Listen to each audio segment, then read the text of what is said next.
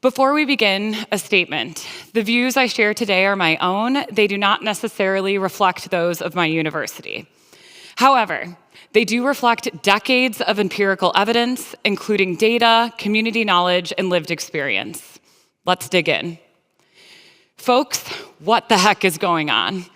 Over the past year, our headlines have been flooded with calls to cure autism and to cure it fast.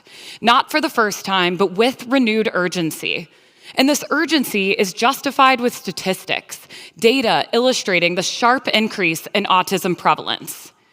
In the past 20 years, autism diagnoses have increased by roughly 300%, according to some studies. But these data are being used in ways to invoke fear, as if autism itself is spreading, creating an epidemic that needs to be tackled. So let's start there. Why are there more autistic people? The simple answer is we've gotten much better at identifying and diagnosing it. The definition of autism spectrum disorder has broadened, screening and awareness have improved, and more people across ages and communities are being accurately diagnosed.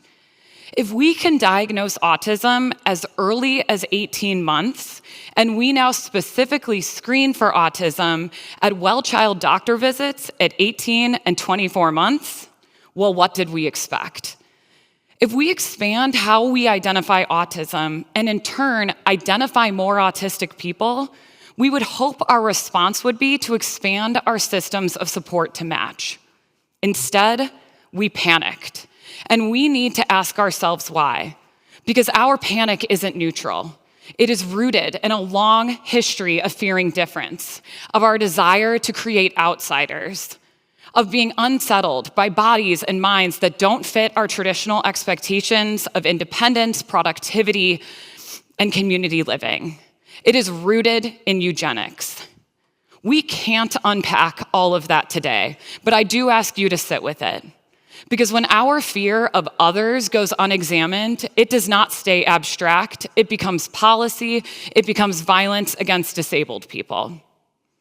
Another reason we have panicked at the perceived rise of autism is because we've been taught to believe that a disability diagnosis inevitably leads to negative outcomes.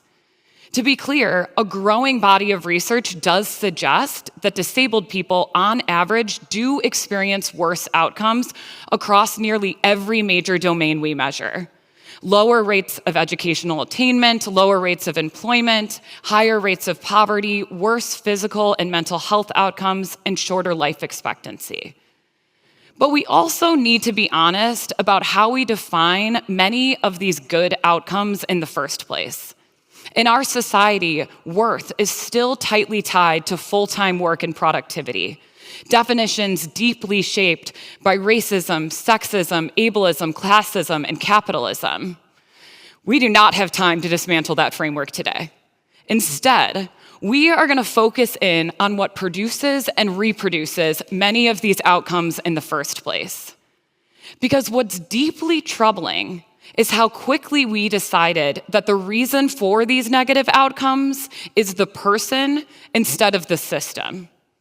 Instead of asking what our systems have failed to provide, we went searching for someone to blame. We reached for pseudoscience, dressed up as concern, we invented villains, we blamed parents and vaccines, and now we're blaming Tylenol. Blame does not solve our problems, it absolves us. It lets us avoid confronting the truth that we have built systems that benefit some while denying disabled people access to care, opportunity, and safety. People with disabilities are the world's largest minority, representing 15 to 20% of the global population, and we have neglected, excluded, and chronically underinvested in them. So, let's go ahead and confront that system today in 4 examples. Just 4, because 10 minutes cannot possibly capture the full architecture of exclusion behind it. There is a term for what happens after high school, the services cliff. Throughout childhood, support is coordinated mostly through schools. When a disabled student graduates, that entire infrastructure disappears overnight. At the bottom of this service cliff, support tied to education ends, adult service systems are fragmented, wait lists stretch for years, and families are left to navigate complex eligibility rules alone. Needs do not end at age 18, but support does. And when that support falls away, we treat the resulting instability as an individual failure rather than a predictable policy outcome. 2, for many people with disabilities, supplemental security income, or SSI, is a lifeline.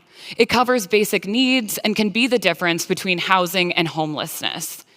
But SSI is structured to penalize marriage. When a disabled person marries, their partner's income is counted against them, often resulting in reduced benefits or complete loss of eligibility, including healthcare. The choice is stark. Marry the people you love, or keep the income and coverage that make survival somewhat possible. This isn't an accident or a glitch in our system. This is by design. 3. Then there is Section 14C of the Fair Labor Standards Act. This allows employers to legally pay people with disabilities less than the minimum wage.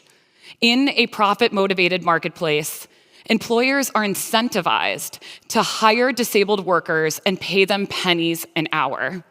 This isn't rare or theoretical. It happens every day, often in sheltered workshops with little chance of advancement. These same companies will call this an opportunity for disabled people. But when people are stuck in low wages with no paths forward, that opportunity becomes exploitation. We tell people that their worth is tied to work, and then we pass laws that make some people's work worth less. 4. And finally, Medicaid and institutional bias. We have decades of evidence showing that community-based care leads to better outcomes at lower costs. Despite this, Medicaid is structured in a way to make it easier to find and fund institutional care over home support, even if it costs more. This is known as institutional bias. It reflects a fundamental mistrust that disabled people apparently can't be trusted with decision-making, community living, or autonomy. Our legislation reveals this mistrust clearly. We treat institutions as safer investments than people. You can imagine what future cuts to Medicaid will do to this problem. So, let me ask you this. If these were the systems you had to navigate, would you be sitting here today? Would the life you've built even be possible? And if not, would that be your fault? If you want to argue that disabled people, autistic people have worse outcomes, the data is going to back you up. But these negative outcomes are not inevitable consequences of having a diagnosis. They are disparities which by definition are produced. They are not natural or random. We have built these systems that withhold the very things people need to thrive and then blamed them for not thriving anyway. So let's name what we've been circling: ableism. Ableism is what upholds these systems by ranking bodies and minds by their perceived value, by how independent, productive, desirable, or normal they appear. These ableist systems are our societal values made manifest, which is why the crisis, the so-called epidemic, cannot be autism or disability.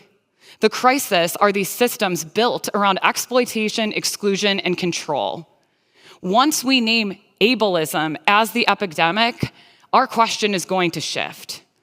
It is no longer what is wrong with disabled people. It is what are we willing to change? How are we going to build anti-ableist systems? The answers to this are going to be created collectively.